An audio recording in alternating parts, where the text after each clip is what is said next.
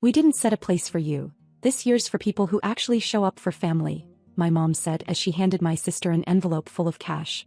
I just smiled, put my fork down and left. The next morning, her cards were declined, and a tow truck pulled into their driveway. "We didn't set a place for you.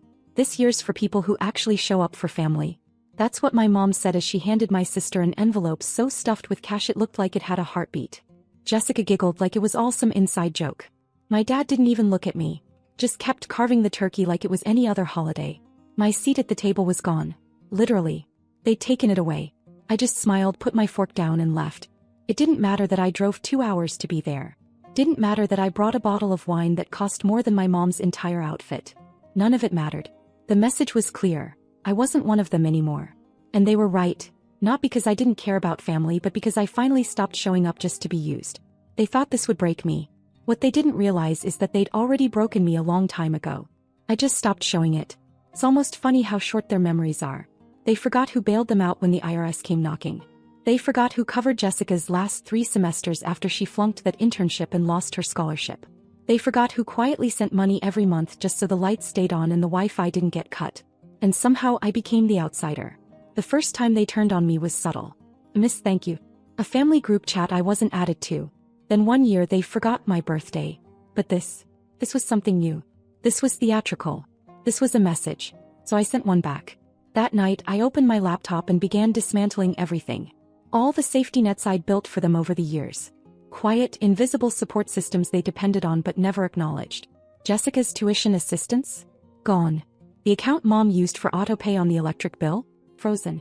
Dad's truck, the one he bragged about getting a great deal on? Repossessed by 10 the next morning. I didn't even have to make a call. I just toggled a few things off. Like flipping switches in a house I no longer lived in. By noon their phones were probably melting. Mom tried calling me 10 times that day. Then texting. Then emailing. She even left a voicemail, which she never does. Dad finally sent me a one-word text. "Please." Jessica posted something cryptic on Instagram about snakes in the family. I screenshotted it and laughed. She had no idea she was the only reason they'd been eating steak instead of ramen the last few years. Most of the money I gave them ended up in her account anyway. For her rent, her tuition, her summer in Spain. They had no idea what it really cost me to keep everything running. The sleepless nights, the second job I picked up for a year. The debt I carried. I never told them because I thought I was protecting them. Turns out I was just enabling them. And when I finally stopped, their whole little world began to collapse. But here's the thing. I didn't do it to punish them. I did it to survive.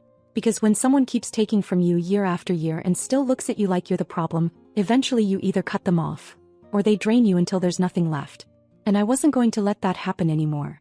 But what none of us knew, not yet, was that this wasn't the end. It was just the beginning. The next 3 days felt like the eye of a storm. Quiet in a way that didn't feel peaceful. More like the silence that comes right before something breaks. No calls, no texts. Not a single guilt trip from my mom or a sarcastic jab from Jessica. Nothing. Just silence where all the noise used to be. I didn't reach out either. I wasn't going to. I turned my phone on silent and let the messages stack up. It was the first time in years I didn't feel responsible for the emotional temperature of the entire family. It felt strange, like letting go of a rope I didn't realize had been burning through my hands for a decade. Day 4, the cracks started to show. A message popped up from a cousin I hadn't heard from in 6 months. "Just checking in," she said. "Your mom's post this morning seemed intense." That was the first I heard of it. I clicked through and saw it. A vague Facebook post about loyalty and how some people only love you when you're useful. The comments were full of sympathy. "Fake friends," someone wrote. "Family can be the most disappointing," another said. They had no idea I'd been paying their electric bill for 3 years. I didn't reply to the cousin. Didn't comment. Didn't defend myself. I didn't have to anymore. That was the whole point. But things picked up quickly after that. Later that night, I got an email from someone in the financial aid office at Jessica's college. She was confused, she said. Jessica had listed me as a financial contributor for her re-enrollment, but there were discrepancies. The records didn't line up. Probably because I had formally withdrawn as her co-signer 2 days earlier. I responded with a single sentence. "I am not responsible for any financial support moving forward." I copied Jessica on the email. Didn't hear anything back. The next morning I woke up to 14 missed calls from my mom. She left 3 voicemails. I didn't listen to them. I read the transcriptions, which were even worse. The last one just said, "We need to talk. It's important." Still no apology. Not even a mention of what happened at dinner. They weren't calling because they missed me. They were calling because things were slipping fast. They thought I was bluffing. They always thought I was bluffing. The house was next. That was the one thing they never questioned. Probably because they never truly understood how close they were to losing it the first time. My dad missed 6 payments after he got laid off but lied to my mom about it. I found out through a letter forwarded to my old address. That's when I stepped in, paid off the late balance, took over the mortgage in my name to avoid foreclosure. I never told her what really happened. I thought I was protecting her. Turns out I was just covering for him, like always. So that morning I made the call to the mortgage company. Told them I was ready to release the property from my name. I wouldn't renew the agreement when the year ended. The woman on the phone asked me 3 times if I was sure. I told her I'd never been more sure of anything in my life. She told me they'd send a final notice. Certified mail. 7 days. 2 hours later my mom showed up at my door. No warning. No text. Just her standing on my front step like the world hadn't flipped upside down 4 days ago. I opened the door and stared at her, not saying anything. She didn't look angry. She didn't even look surprised. Just desperate. He asked me what I was doing. Said the house wasn't just theirs, it was the family home. I asked her if it was still the family home when they didn't set a place for me. She didn't answer. Then she said I was being cruel. That I was punishing them. I told her I was done fixing things for people who refused to admit they were broken. That every time I showed up they pushed me further out. Now they didn't have to worry about that anymore. He said I was being cold. I said I was finally warm. Because the truth is I'd been freezing to death in that family for years, standing outside the circle holding up the firewood while they warmed their hands. She left without saying goodbye. And I stood there at the door watching her get into a car that I still technically owned. 5 days left until the house notice arrived. And I hadn't even touched their credit yet. The first real sign that they were unraveling came the morning of the 4th day. Up until then it had just been silence and scattered voicemails. But around 10:30, my phone started blowing up with calls from numbers I didn't recognize. One was local, the next wasn't. The third came with a voicemail. It wasn't my mom. Not Jessica. It was my dad's boss. He sounded uneasy, like he wasn't sure if he should be calling. Said my dad had listed me as his emergency contact and asked if I could call him back. Something had happened. That was all he said. Then he hung up. I didn't call back. 15 minutes later I got a text from my aunt. Not the nice one. The one who only ever reached out when she needed help moving furniture or figuring out how to reset her online banking password. She didn't ask how I was. He just said, your dad collapsed at work. They took him to the ER. Stress-related, they think. Then he was asking for you. That one sat in my chest a little longer. But I still didn't move. Because I had asked for them so many times. Quietly. Repeatedly. For years.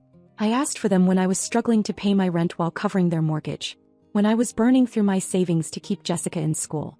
When I was alone in a new city building a life from nothing and they couldn't even remember my birthday. They never showed up. Not once. By the afternoon the second wave of fallout began. Jessica cracked first. Her text was long, rambling, jumping between anger and panic. She said her internship was pulled. That there was some weird red flag in her financial disclosures. That now she couldn't get into the grad program she'd applied for. That mom was blaming her. That I ruined everything. And then she said the words that made me laugh out loud even as my stomach turned. Just fix it like you always do. There was the truth. Not a single word about what they'd done. No apology. No recognition that I'd been paying for her life with my own. Just the expectation that I would come in quietly and make it all go away again. I didn't reply. And for a while I thought that was going to be it. The final spiral. The collapse of the whole mess. I'd kept standing longer than I should have. But that night something arrived that I never saw coming. Around 7 p.m. I got home from work and checked my mailbox. Among the usual junk was a small cream-colored envelope. No logo. Just my name, written in handwriting I recognized but hadn't seen in a long time. Miss Gloria. She used to live next door to us when we were kids. She watched Jessica and me after school when my parents worked late. She was the first adult who ever told me it was okay to want peace. She moved away 10 years ago. I hadn't heard from her since. The note was short. Just a paragraph. Abigail, I've been hearing things. I don't know what's true, but I know this. When a family leans too hard on the strongest one, they forget how to stand. You've been holding them up for too long. They won't like what happens when you stop, but that doesn't mean you're wrong. Don't go back just because they stumble. That's not your job anymore. At the bottom she added, choose yourself this time. I sat at the counter holding that letter like it was something sacred. Because somehow this woman, who hadn't seen us in over a decade, still understood me better than the people who shared my blood. But the night still had one more twist left. At 11:57 p.m., just as I was about to head to bed, the doorbell rang. Not a knock. One calm, deliberate ring. My first thought was that my mom had driven over again. I checked the camera feed on my phone. It wasn't her. It was someone I hadn't seen in almost 12 years. Michael. My older brother. The one who walked out of the family when he was 25 and never came back. The one they said had abandoned us, like he just decided to stop existing.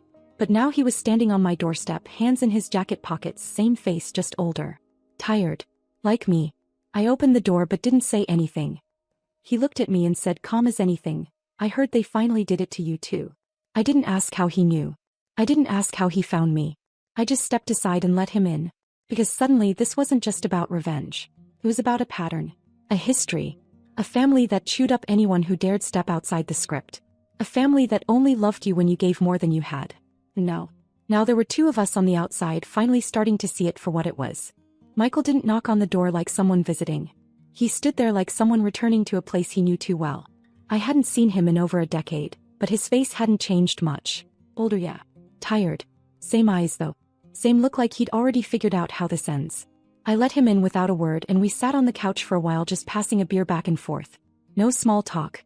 No asking how life had been. Just silence and familiarity, and something that felt heavier than either of us wanted to name. He finally broke the silence. I saw Jessica's meltdown on social media. Then someone sent me Mom's post. He didn't say who. I didn't ask. Then he added, I figured it was finally your turn. That hit harder than it should have. Because he wasn't wrong. He'd had his turn. He was the first scapegoat. The one they said abandoned the family. The one they blamed everything on for years. The way they rewrote history, you'd think Michael had set the house on fire and vanished. But all he did was stop answering their calls after they made him responsible for things no 20-something should carry alone. He told me stuff I never knew. That when he left, he didn't have a car or a job lined up. He just packed a duffel and disappeared because staying was making him feel like a ghost in his own skin. He sent money home for a while and then 1 month he didn't, and Mom called him a failure in the family group chat and blocked him on everything. I told him about the house. About Jessica's tuition. About the time I called crying because my lights had been shut off, and Mom told me maybe God was trying to teach me a lesson. Michael didn't look surprised. He just said, you think you're the strong one. But you're just the last one left. We didn't cry. We didn't talk in metaphors. We just sat with it. Two kids who'd carried the weight for people who never noticed the bruises. For the first time in years, I didn't feel like I was going crazy. I felt seen. And that was scarier than anything else, because it meant this wasn't a one-time screw-up. It was a pattern. A system. He left early the next morning. No long goodbye. Just a quiet, let me know when you're ready to be done for real. I thought I already was. But I hadn't seen anything yet. That afternoon my mom showed up again. She didn't text ahead. Just knocked. This time my dad was with her. He stood behind her like a shadow, quiet and sunken. I didn't open the door. Just watched them through the peephole while she knocked and knocked. Eventually she slipped a folded note under the door. I waited until they left before picking it up.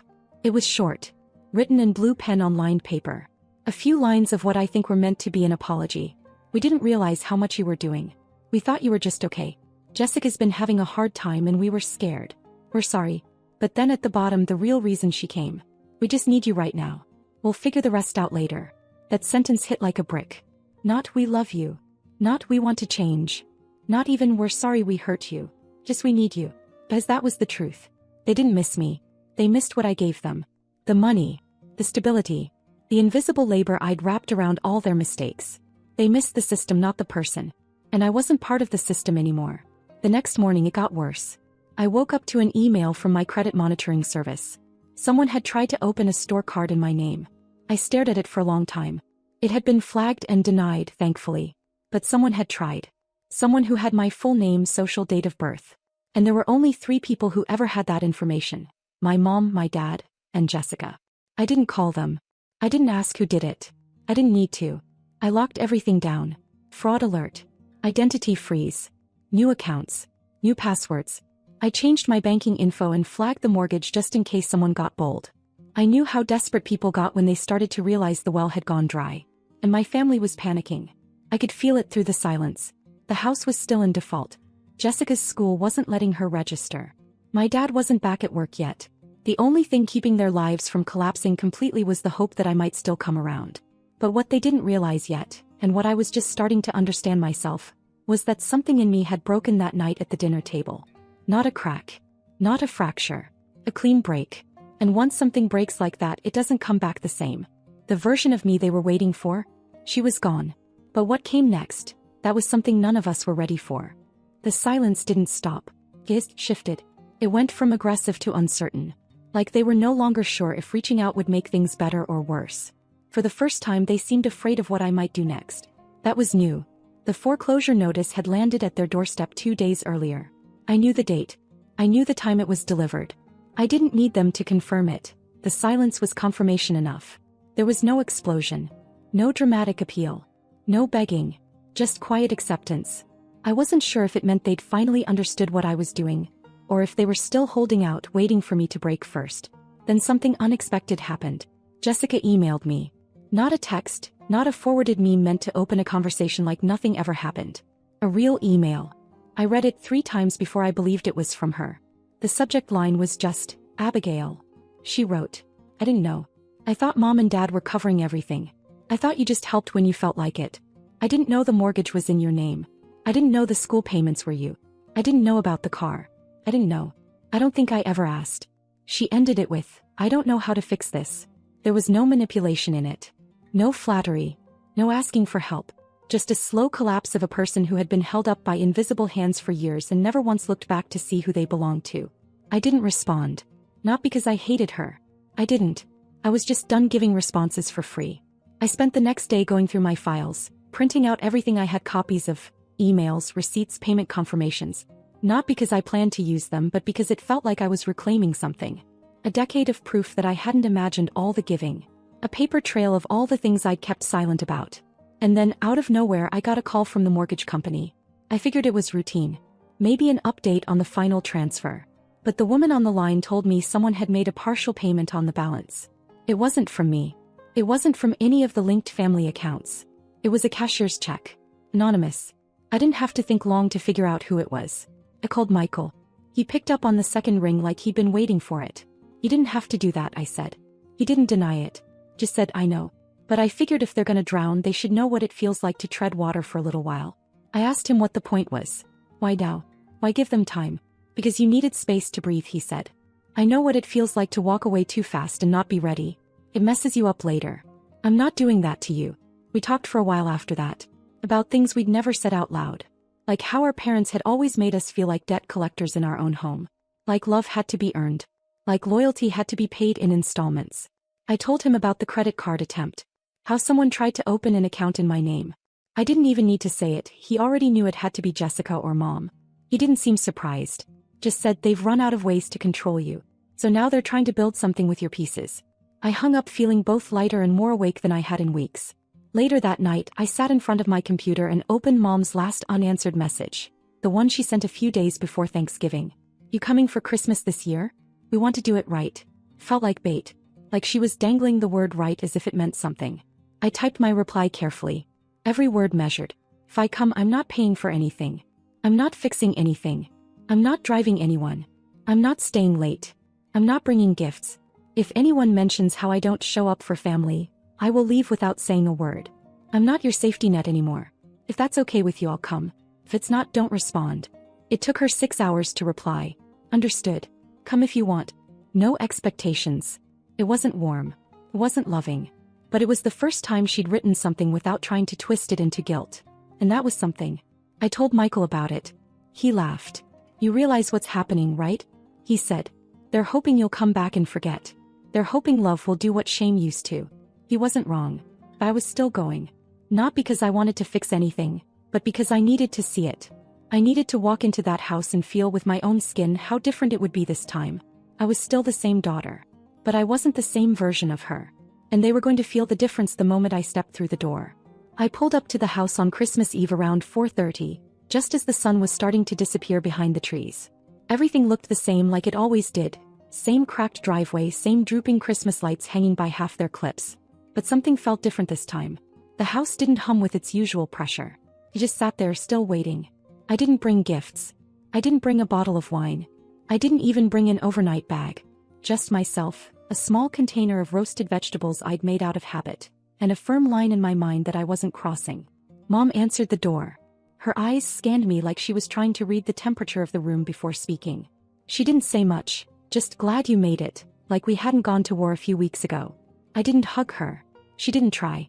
Inside things were quieter than usual. Fewer decorations. No smell of cinnamon candles. The house looked tired. Or maybe it just looked honest. Jessica was in the kitchen. She didn't look up right away. When she finally did, she gave a small nod. That was it. No forced cheer, no snark. Just a simple acknowledgement that I was there and that something between us had shifted. Dinner was uncomfortable. Not tense, just unfamiliar. Like everyone was waiting for a cue that wasn't coming. I didn't say much. I ate my food, cleared my plate, and sat through dessert without offering to help with dishes. They didn't ask me for anything. Not money. Not help. Not advice. That part was new. And heavy. After the table was cleared, my mom asked if we could talk in private. I followed her into the den. The room no one ever used except on holidays or during arguments. She sat down first. I stayed standing. She didn't cry. She didn't apologize again. She just said, "I don't know how we got here." I told her I did. I explained how it started with little things. A $200 loan that turned into a regular expectation. A cosign on a loan that became my debt. A quiet assumption that I'd always be available. That I'd always show up. That I'd never say no. She listened. For once she really listened. Then she said something I didn't expect. "We thought you were okay because you never told us you weren't." I wanted to scream. I wanted to ask how many times I was supposed to explain that I was drowning when they were too busy asking me to carry them across. But I didn't. Because I realized something. It didn't matter how many times I tried to explain it. They were never going to hear it until the help stopped coming. So I said it one more time quietly. "I'm not your backup plan anymore. I love you. But I'm not sacrificing myself so you can keep pretending everything's fine." She nodded. Not fast. Not dramatically. Just a small, heavy nod. I walked out of the room and into the hallway where Jessica was waiting. She didn't speak right away. Then she said, "I got a job. Not what I wanted, but it's mine." I nodded. "Good." She added, "I'm not asking you for help anymore. Not because I don't want it, because I need to figure out how to stand up without you holding me up." It wasn't forgiveness. It wasn't repair. But it was something like a beginning. I left before 9. No hugs. No dramatic exit. Just a wave, a door shutting behind me, and the sound of my own shoes on the walkway. In the weeks that followed, they still tried to reach out. Mostly small things. Updates. Kickins. But the ask stopped. The emotional blackmail ended. And while part of me waited for it to start again, it never did. I know they still hope I'll come through if things get bad again. They probably think time will wear me down. But I made peace with something on that cold December night. I don't owe them my ruin. I don't owe them the version of me that bleeds quietly while everyone else eats. We're still a family now. But only because the version of me that always showed up finally stopped showing up the way they expected. And the only terms that matter now are mine.